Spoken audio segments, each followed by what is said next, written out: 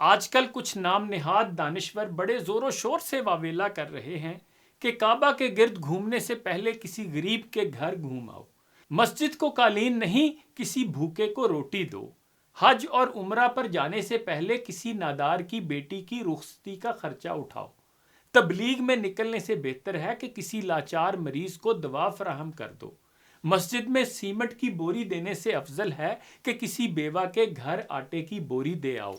یاد رکھیں، دو نیک اعمال کو اس طرح تقابل میں پیش کرنا کوئی دینی خدمت یا انسانی ہمدردی نہیں بلکہ عین جہالت ہے۔ اگر تقابل ہی کرنا ہے تو دین اور دنیا کا کرو، اور یوں کہو کہ 30-40 لاکھ کی گاڑی اس وقت لو جب محلے میں بھوکا سونے والا کوئی نہ ہو، 1.5-2 لاکھ کا موبائل اس وقت لو جب محلے میں بھیک مانگنے والا کوئی نہ ہو، ہر کمرے میں اے سی اس وقت لگواؤ جب گرمی میں بغیر بجلی کے سونے والا کوئی نہ ہو، برانڈڈ کپڑے اس وقت خریدو جب سڑک پر پھٹے کپڑے پہننے والا کوئی نہ ہو۔ یہ کروڑوں کی گاڑیاں، لاکھوں کے موبائل فونز اور ہزاروں کے کھلونے خریدتے وقت ان دانشوروں کو غریب یاد کیوں نہیں آتا؟ آخر یہ چڑ کعبہ، مسجد، حج، عمرہ اور تبلیغ ہی سے کیوں ہے؟ تھوڑا نہیں، پورا سوچئے۔